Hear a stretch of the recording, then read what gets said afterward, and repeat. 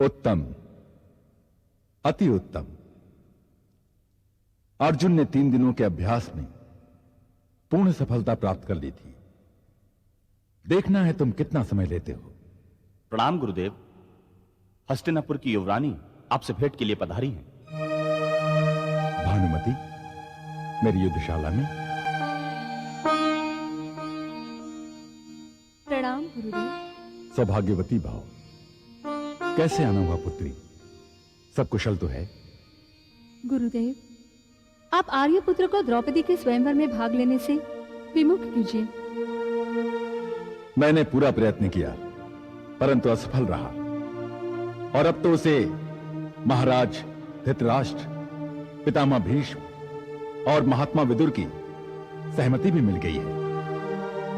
तो क्या आर्यपुत्र को विमुख करने की कोई संभावना नहीं है? संभावना के विषय में तो मैं कुछ नहीं कह सकता। हां, परंतु कोई आशा शेष है तो एक ही है। कौन गुरुदेव? वासुदेव कृष्ण। यदि तू ये चाहती है कि दुर्योधन स्वयंवर में भाग न ले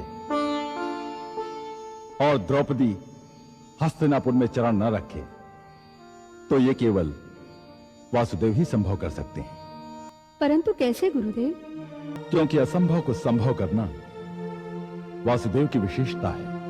परंतु यादवों से पुष्कर छीन लिए जाने के बाद वासुदेव कृष्ण क्या हस्तिनापुर के युवराज्ञी की प्रार्थना सुनेंगे?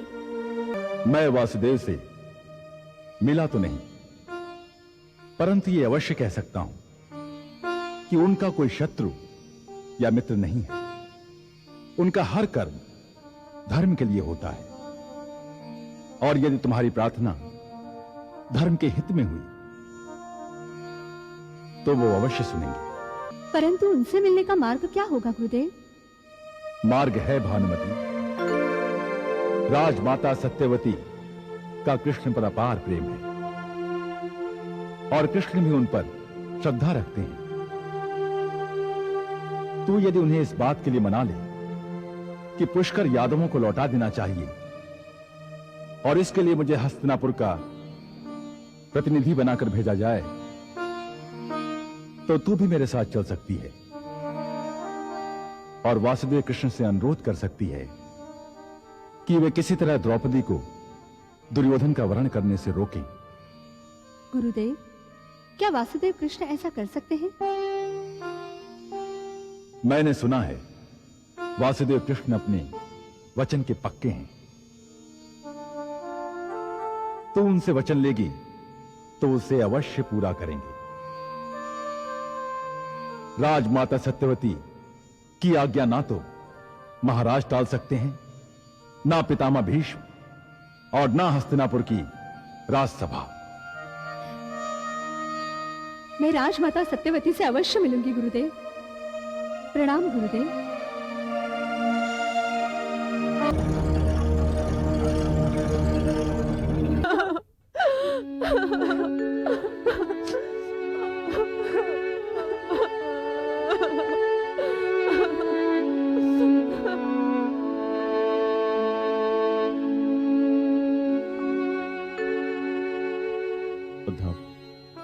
पिताश्री का कहना है कि तुमने केवल कपिला और पिंगला के साथ ही नहीं, पूरे परिवार के साथ अन्याय किया है।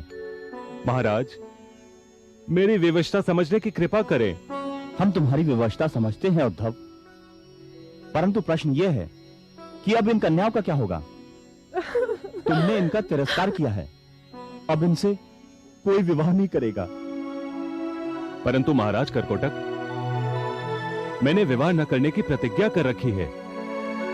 मैं स्त्री को केवल देवी के रूप में देखता हूं।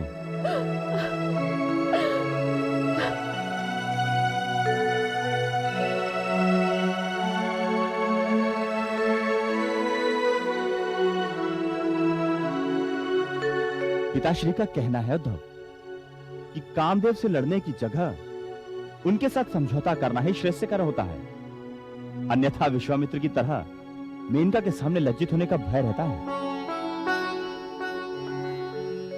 आपने मुझे बड़ी दुविधा में डाल दिया महाराज।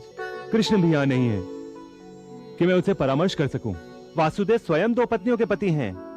हाँ, उनके स्वभाव को देखते हुए यह कहना कि ये संख्या 2 तक सीमित रहेगी, इसमें संदेह है। और इसलिए वासुदेव आपको 2 स्त्रियों से विवाह करने का परामर्श नहीं देंगे। मुझे ऐसा नहीं लगता।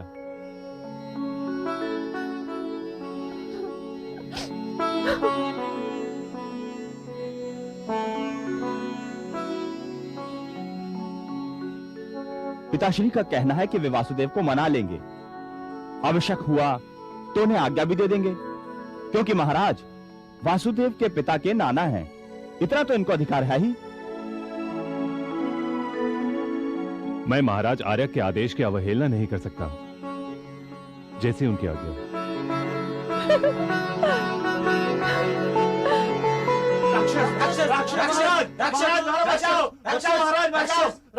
महाराज राक्षस राक्षस राक्षस कहाँ है राक्षस? पास के वन में महाराज, और उनके साथ एक राक्षसी भी है। मणिमान, चलो चलिए।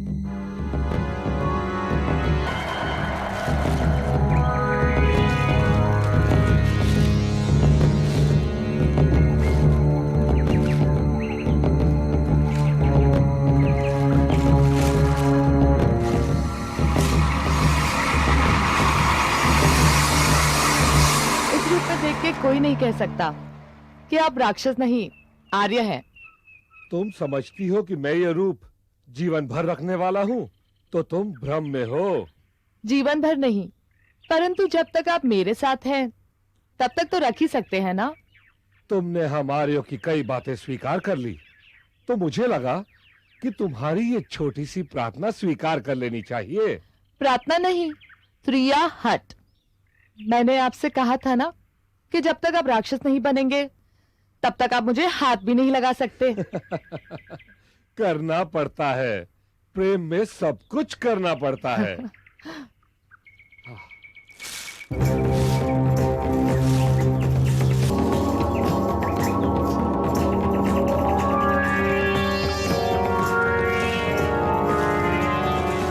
मुझे बहुत अच्छा लगा हिडिंबा, जो तुमने नरमांस खाना छोड़ दिया। हमारी होने वाली संतान को भी तुम आर्यों के संस्कार ही देना। वो तो मैंने अभी से ही आरंभ कर दिया है। मैं कुछ समझा नहीं। तुम माँ बनने वाली हो, तो तुमने मुझे बताया क्यों नहीं? माँ को पता चलेगा तो कितनी प्रसन्न होंगी। क्या हुआ, माँ बनना तुम्हारे लिए प्रसन्नता की बात नहीं है? जिस दिन माँ बनूंगी उस दिन मुझे आपको छोड़ना पड़ेगा। मैंने माता को वचन दिया है। हाँ, मुझे भी तुम्हारी अनुपस्थिति बहुत कष्ट देगी हिडिंबा। राक्षसी होकर भी तुमने जो मुझे दिया है वो कोई आर्य स्त्री भी नहीं दे सकती। छोड़िए, ये सब आप मुझे प्रसन्न करने के लिए ही कह रहे हैं। यहाँ से जाने के पश्चात आप मुझे भूल जाएंगे। वहाँ कितनी सारी आर्य स्त्रियां आपका मन लुभाने के लिए तैयार बैठी होंगी। तुम्हारी उनसे कोई तुलना नहीं हिडिंबा। वे शांत सरिता है, तुम तो ताल तरंग हो। वे शांत ज्योतिषिका, तुम धधकती ज्वाला हो। वे शीतल जल है, तुम मदिरा का प्याला हो। वे आंगन की तुलसी है, तुम जंगल की मदमाती रसीली बेर। सावधान रहिएगा आर्यपुत्र, बेर कटीली भी होती है। पीठ पर वार करना वीरता का कार्य नहीं, कायरता है।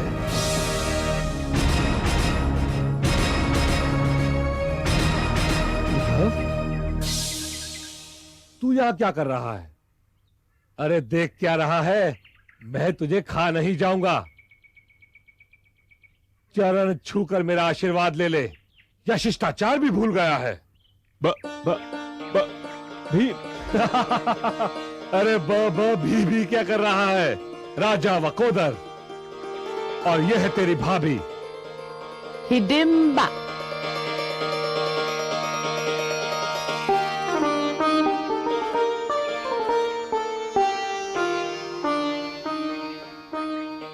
ये कौन है? महाराजा आर्य के पौत्र मणिमान हैं। हाँ? प्रणाम भ्राताश्री।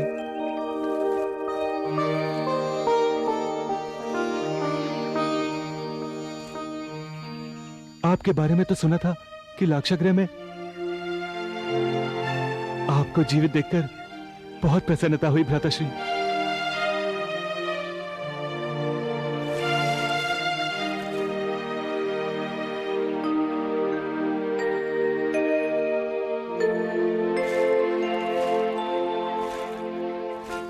मुझे आप आर्यों की यही परंपरा सबसे अच्छी लगती है, जहाँ अवसर मिला गले मिलकर रोने लगते हैं।